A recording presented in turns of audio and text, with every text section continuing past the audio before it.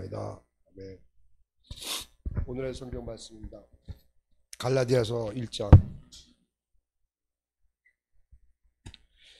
갈라디아서 1장 6절에서 10장 말씀입니다.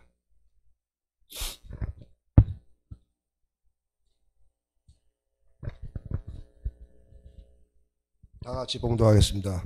그리스도의 은혜로 너희를 부르신 이를 이같이 속기 떠나 다른 복음을 따르는 것을 내가 이상히 여기노라. 다른 복음은 없나니 다만 어떤 사람들이 너희를 교회하여 그리스도의 복음을 변하게 하려 함이라. 그러나 우리가 혹은 하늘로부터 온 천사라도 우리가 너희에게 전한 복음 외에는 다른 복음을 전하면 저주를 받을지어다. 우리가 전에 말하거니와 내가 지금 다시 말하노니 만일 누구든지 너희가 받은 것 외에 다른 복음을 전하면 저주를 받을지어다. 이제 내가 사람들을 좋게 하랴, 하나님께 좋게 하랴, 사람들에게 기쁨을 구하랴. 내가 지금까지 사람들의 기쁨을 구했다면 그리스도의 종이 아니니라. 아멘. 이 다른 복음이라는 말씀을 갖고 잠깐 말씀드리겠습니다. 이 말씀은 전에도 한 몇 년 전에도 우리 목사님이 다른 복음이라는 제목을 가지고 설교를 한 적이 있습니다. 이 사도 바울이 오늘날 우리에게 전하는 말씀이 아닌가, 우리 교회에 대해서 말씀하는 거 아닌가, 저는 그렇게 생각합니다. 제가 교회에 다닌 지 한 40년 돼갔습니다. 근데 복음은 안 지는 4, 5년뿐이 안 됐습니다. 교회는 40년을 당해도 복음에 대해서 아는 것은, 깨달은 것은 4, 5년 전 일입니다. 오늘날 가끔 유튜브를 보면서 목사님들, 대형교회 목사님들 설교를 들으면서 죄송합니다만 짜증이 납니다. 짜증. 어떨 때는 한숨이 나오고,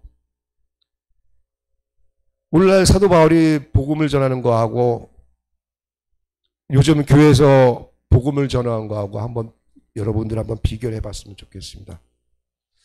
40여 년 전 제가 한 맹인을 통해서 버스를 태워주기 위해서 한 맹인의 손을 잡고 버스를 태워주는데, 그 맹인이 저한테 복음을 전합니다. 저는 교회에 대한 비판을 많이 했고, 그 사람이 나중에 하는 말이, 당신이 믿는 거는 교회를 믿는 게 아니고 목사를 믿는 게 아니고 당신 눈에 보이지 않는 하나님을 믿는 것이다. 저는 그 말에 제 무릎을 쳤습니다. 제가 태어난 곳은 여러분들이 잘 알다시피 사랑의 제일교회 바로 옆입니다. 제가 태어날 때 우리 엄마는 저를 낳으시고 자식 잘 되라고 시루떡하고 냉수를 떠놓고 빌고 그랬는데, 잘 된 게 아마 이게 잘 된 것 같습니다. 교회 다니는 거. 제가 처음 맹인교회를 다니면서 목사님이 맹인입니다. 그분이 그렇게 유명한 목사님인지는 몰랐습니다. 나중에 지나가 보니까 소설로도 나오고 영화도 찍고 해서 나든 대로 임하소서라는 그 영화를 보면 알 겁니다. 저는 목사가 맹인이라 가지고 가겠다고 약속을 했습니다. 맹인한테. 키도 훨씬 크고 한 1m 80m이고 얼굴도 잘생기고 눈도 저처럼 떴습니다. 그 사람이 옛날에 조용필과 위대한 탄생에서 드러머였었고 패션 디자이너였고, 그러던 사람이 갑자기 실명하면서 믿음의 생활을 하기 시작한 사람입니다. 교회를 갔습니다. 맹인교회를 갔습니다. 교회를 가보니까 거의 신도들 50%가 맹인이고 50%는 젊은 청년들이었습니다. 교회도 조그맣고, 나중에 알아보니까 교회가 옛날에 유명한 영화배우 고은아, 그땐 집사님이었습니다. 고은아 집사님이 그 3층 건물을 세를 줘가지고 내서 그 교회가 운영이 돼가고 있었습니다. 나머지 50% 젊은이들은 낮에는 일하고 밤에는 교회에서 공부하는 여학생들이었습니다. 그 교회를 다니면서 또 이제 가까운데 그 교회는 2시에 그냥 대예배 한 번뿐이 없었고, 끝나면 항상 메인들이었기 때문에 밥을 먹는데 항상 국수입니다. 제일 간단해요. 그릇을 딱 손에 이렇게 지어주고 앞에 국수 있고 그 앞에는 김치 있다고 손짓을 가르쳐 줍니다. 그러면서 교회 생활에 왔습니다. 근데 말씀을 이제 듣기 시작했습니다. 근데 설교라는 것이 제가 이제 듣지 못하는 설교가 이제 갑자기 그런 설교들을 많이 했습니다. 내가 듣고 싶어 하는 설교는 아니었는데 그 당시에 그 교회 목사님들 설교들은 링컨 대통령을 얘기하면서 믿음이 좋으셔서 이 나라의 대통령이 되었다. 또 록펠러를 얘기하면서 이 사람은 어렸을 때부터 11조를 잘 내서 세계 갑부가 됐다. 여러 유명인들을 얘기하면서 슬쩍 뒤에는 이제 믿음이 있었다고 성경 말씀을 조금 설교하고 그냥 끝나는 게 전부였습니다. 우리나라에도 일제시대 때 독립군 중에 몇 명이 믿음을 가져가지고 우리나라가 이렇게 독립이 됐다. 그런 설교. 또 그 당시에는 중국이 개방이 안 돼가지고 못 사니까 공산국가는 못 살고 민주주의 국가는 하나님을 믿어 잘 사니까 하나님을 믿는다. 이런 설교. 우리 저기 그 안현 목사님이 그 당시에 그분은 교회 별로 없습니다. 한 달에 한 번, 3개월에 한 번 얼굴 볼까 말까 합니다. 밑에 전도사님이 계셨고 목사님은 그 당시에 유명세를 떨어가지고 이제 해외로 국내 집회를 많이 다녔습니다. 목사님이 한 3개월에 한 6개월에 한두 번 봐요. 아무튼. 근데 목사님이 유럽에 설교를 하러 갔습니다. 사례비 받아가지고 그 사례비를 교회에다 씁니다. 교회는 맹인 기숙사, 여자, 남자 기숙사가 있었고 또 야학을 또 하고 하니까 교회 헌금으로는 힘들어서 해외로 나가서 설교해서 사례비를 받아 교회에 씁니다. 어느 날 유럽을 가가지고 설교했는데 목사님이 안 보이니까 항상 사모님이 항상 같이 이제 따라다닙니다. 목사님이 그런 말씀을 하십니다. 40년 전 제한테 해주신 얘기가 우리나라보다 유럽이 더 교회가 역사가 오래됐는데 몇백 명이 들어가 수용할 교회인데 목사님이 보니까 50명뿐이 예배 드리는 사람들이 없더라. 그것도 나이 먹은 할머니 할아버지뿐이 없더라. 그런 말씀을 했습니다. 오늘날 우리나라 교회가 어떤 방향으로 갈지 모르겠지만 그런 일은 없어야 된다는 생각이 듭니다.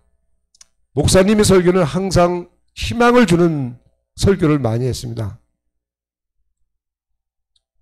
성도들이 장애자요, 남자, 여자 장애자요, 또 야학을 공부하는 학생들이기 때문에 말씀은 항상 희망적인, 성경 말씀을 통해서 항상 희망적인 그런 말씀을 많이 전했습니다.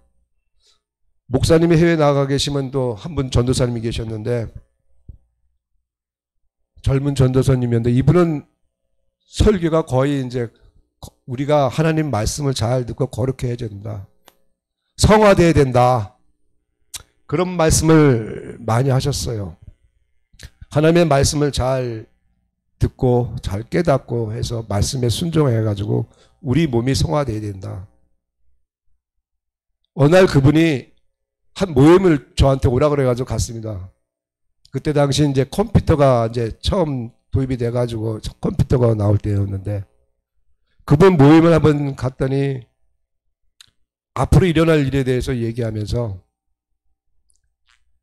컴퓨터에 성경에 666이 숫자가 나오니 컴퓨터에도 그럴 숫자를 집어넣어야 된다. 그래야 컴퓨터가 그냥 앞으로는 손에나 이마나 666이라는 숫자를 찍지 마라. 그리고 예수님이 재림할 때는 텔레비가 있고 하니까 전 세계에서 카메라로 중계를 할 수 있다. 막 그런 소리 쪽으로 하면서 좀 우리 몸이 좀 성화돼야 된다. 나중에 이분이 전도사를 그만두고 교회를 개척해서 한번 가봤는데 교회 이름도 성화교회입니다. 하나님의 말씀은 내 생각으로 내 주장으로 하는 말씀이 아닙니다. 그리고 거기서 얼마 또 지나서 동네 아는 친구가 소개로 한 친구를 만났습니다.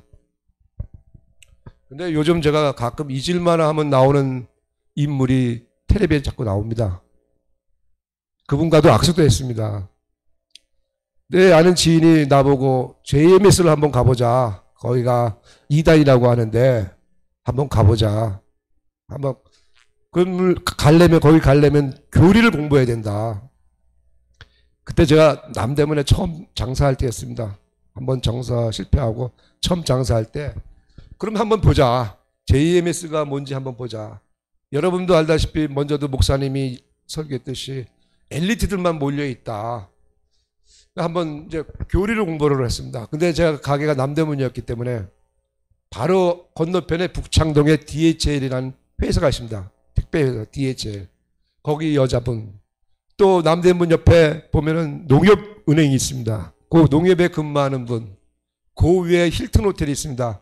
힐튼홀에서 밍크 코트 파는 그 가게 점원이었는데 이 네 분을 나한테 붙여줍니다. 가까운 곳에 있으니까. 내가 가게가 가까운 데 있으니까.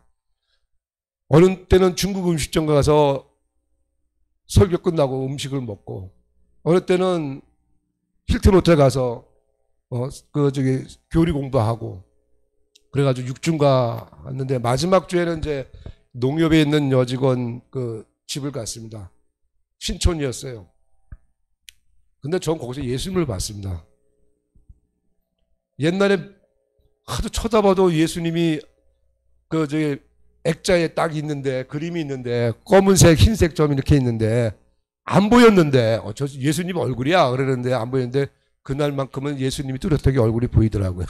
그게 진짜인지 가짜인지 모르겠습니다만 거기서 교류를 마치고 그 당시에 그 JMS가 숙명여대 옆에 있었습니다.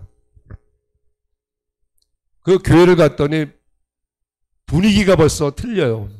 난 교회라고 생각하면은 나이 드신 분들 뭐 권사님이도 장로님이 계실 줄 아는데 딱 보니까 양복 입은 젊은 친구들 아가씨들 뿐이 없습니다. 말씀에 눈이 안 들어왔어요. 그분들은 저를 선생님이라고 정명준을 선생님이라고 얘기하더라고요. 목사님이라고 얘기 안 해요. 선생님이라고 얘기하더라고요. 그래가지고 가서 이제 예배 끝나고 악수를 하는데 딱 마음에 드는 거는 내 마음에 이 사람은 나한테 관심이 없다. 그런 생각이 딱 들더라고요. 나한테는 관심이 없다. 그런 생각을 갖고 딱 한 번 이제 예배에 참석하고 그 다음 날부터는 안 갔습니다. 안 갔으니까 우리 집사람을 만났겠죠. 그러고 나서 이제 또 한 목사님의 설교를 듣습니다. 그분은 옛날에 우리 큰누님이 다니던 교회입니다. 그분은 설교 시간 돼서 말씀을 들어보면은 설교를 말씀하면서 자꾸 자기 옛날 시골에 교회 개척할 때 얘기를 자주 합니다. 설교는 하나님 앞에 하는 겁니다. 사람 앞에 하는 게 아니고. 요즘 또 가끔 또 유튜브를 봅니다. 참 재미있으면서 좀 짜증도 납니다. 정광훈 목사 유튜브를 가끔 이렇게 보고 싶어서 보는 게 아니라 제가 애기들을 좋아해가지고 애기들 유튜브 제가 사진을 이렇게 보면 자꾸 나오기 때문에 보게 됩니다. 하는 뭐 텔레비도 많이 나왔지만은 참 내가 개인적인 생각으로는 그 교회는 이단이며 교주를 만드는 것 같다는 생각이 들어요. 무조건 말하면 아멘 하면 하는 그 성도들을 보면서 참 답답한 마음이 듭니다. 또 한 가지 유튜브를 봤습니다. 장경동 목사님의 유튜브를 짧게 봤어요. 아마 요즘 장경동 목사님이 어느 목사님한테 공격을 많이 받나 봐요. 그 유튜브에서 하시는 말씀이 나는 명심보감을 토독했고 몇 개의 교회를 세우고 내 교인이 몇만 명인데 나와 같이 대화하려면 그 정도의 수준이 돼야 된다. 그 유튜브를 보면서 제가 머리가 띵했습니다. 하나님 앞에서는 인간의 숫자와 공부하는 거하고 상관이 없습니다. 왜 설교하는데 그런 쪽으로 설교를 하면서 하나님의 말씀을 왜곡하는지 모르겠습니다. 요즘 뉴스나 나오는 그 교인들의 그 행동하는 거는 저 개인적으로는 아니라고 생각합니다. 예수님이 와서 복음을 전했지 정치적인 얘기를 한 적은 없습니다. 그렇기 때문에 오늘날 목사들이 정치적인 자꾸 유튜브에 보면 정치적인 얘기하면서 자꾸 교인들을 선동하면서 그것도 목회한다고 합니다. 하나님의 말씀은 하나님 앞에서 전하는 겁니다.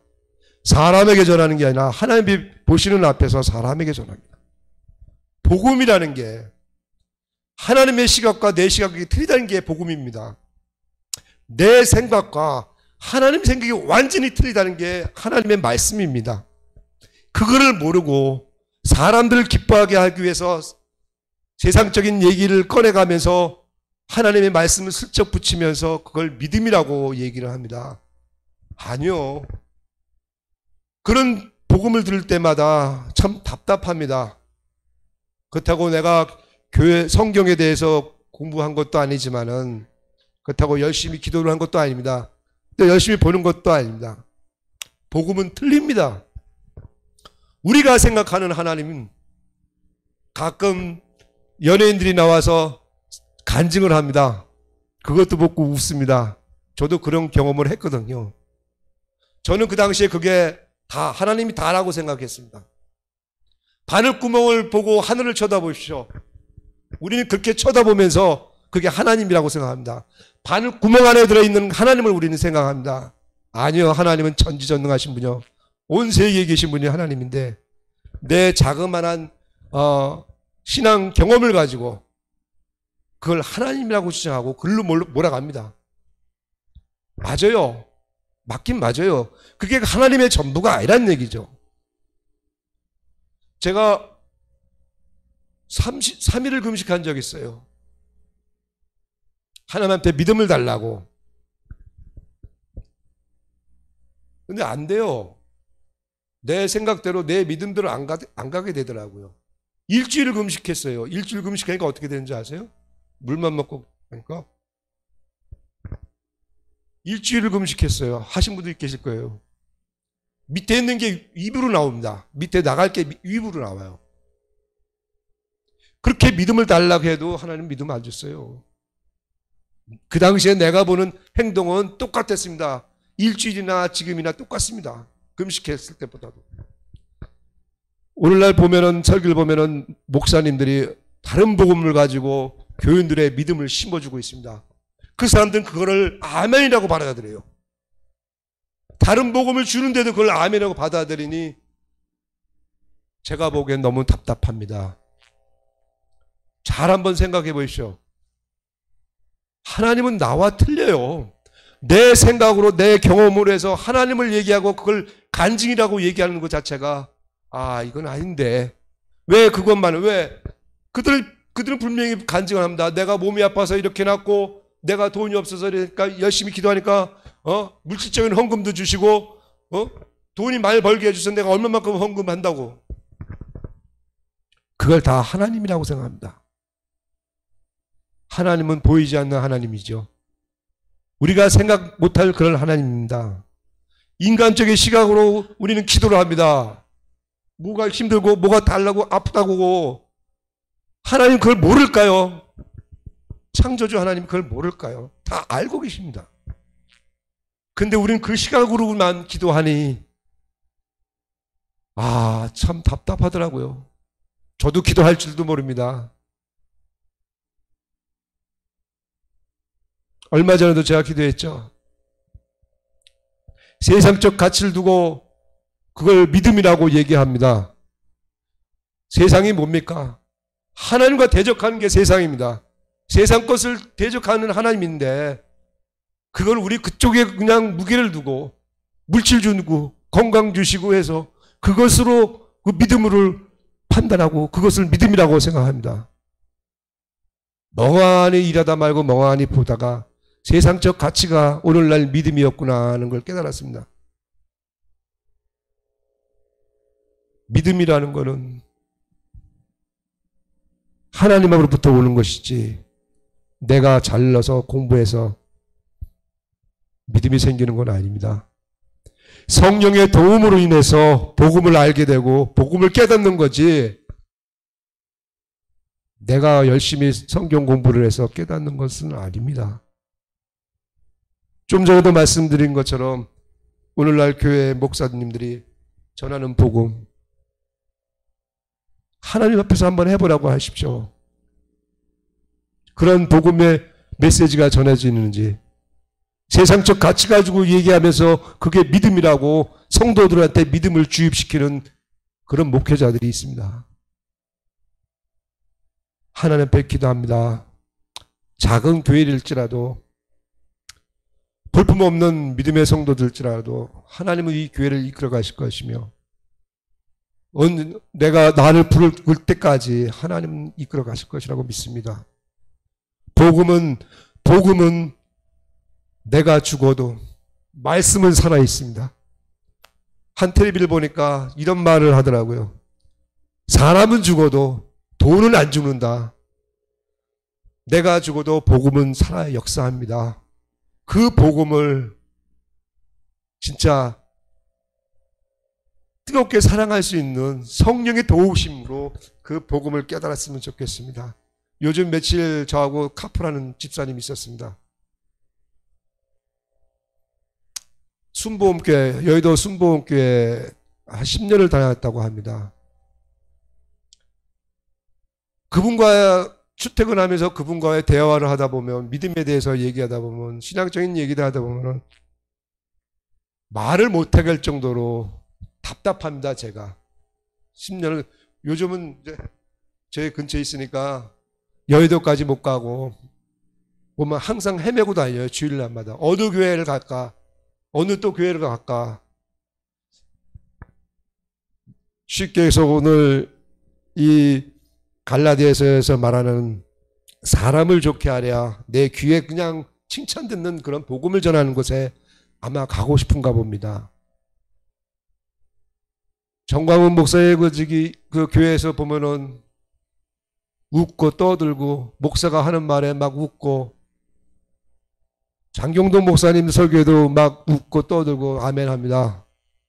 복음은 웃는 게 아닙니다. 독사의 자식이라고 하는 말을 들어야 됩니다. 그렇지만 교회는 그런 말을 안 합니다. 베드로와 같이 예수님을 전할 때 그 받아들이던 성도들은 내가 어찌할꼬, 이게 복음입니다. 이게 말씀을 듣고 가슴을 치는 게 이게 복음입니다. 교회에서 웃고 떠들고 하는 거, 아멘이라고 하는 거, 그게 그 사람들이 믿음이라고 생각합니다. 복음은 달라야 됩니다. 우리가 생각하는 복음과 하나님이 주시고자 하는 복음의 말씀이 무엇인지 다시 한번 생각해 봤으면 좋겠습니다. 기도드리겠습니다. 하나님 아버지, 두서없이 말을 했습니다. 하나님 아버지, 어리석은 자에게 복음이 들립니다. 아버지, 어리석고 못난 저에게 말씀을 주신 하나님 아버지, 성경이 맞습니다. 어리석은 자에게 복음이 들어옵니다. 아버지, 오늘도 아버지 말씀 안에서 다른 복음이 뭔지를 한번 생각할 수 있도록 도와주시옵소서. 내게 유익한 말씀이 아닌 내 심령을 찌르는 그러한 귀한 말씀이 될 수 있도록, 우리의 심령이 될 수 있도록 하나님 도와주시옵소서. 예수님의 이름으로 감사하며 기도드렸사옵나이다. 아멘. 310장 찬송 부르겠습니다.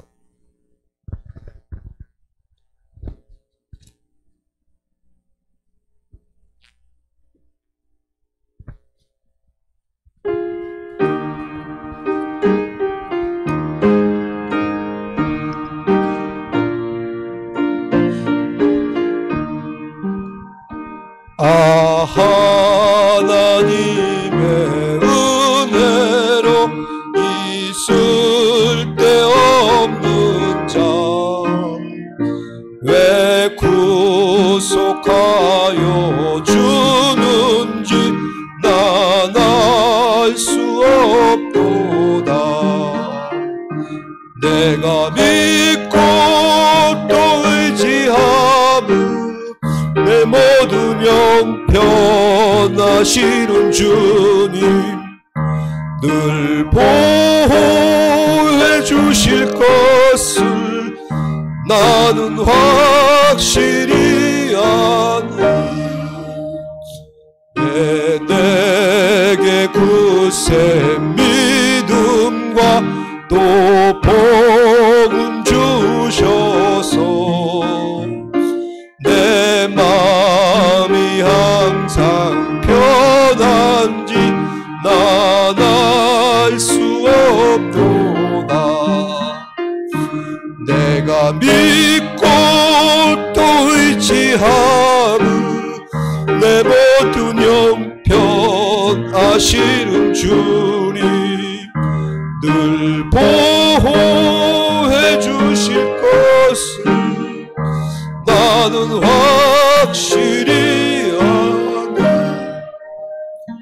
왜 내게 성령 주셔서 내 마음을 감동해 주 예수 믿게 하는지 난 알 수 없도다. 내가 믿고 또 의지함 내 모든 형편하시는 주님 늘 보호해 주실 것을 나는 확실히 아네.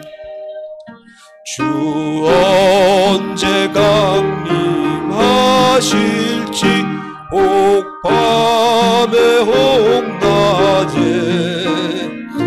또 주님 만날 그곳 난 알 수 없도다. 내가 믿고 또 의지하는 내 모든 형편하시는 주님 늘 보호해 주실 것을 나는 확실히 아네. 주기도문으로 예배를 마치겠습니다. 하늘에 계신 우리 아버지여, 이름이 거룩히 여김을 받으옵시며 나라에 임하옵시며 뜻이 하늘에서 이루어진 것 같이 땅에서도 이루어지이다. 오늘날 우리에게 일용할 양식을 주옵시고 우리가 우리에게 죄진 자를 사하준 것 같이 우리 죄를 사하여 주옵시고 우리를 시험에 들지 마옵시며 다만 악에서 구하옵소서. 나라와 권세와 영광이 아버지께 영원히 쌓옵나이다. 아멘.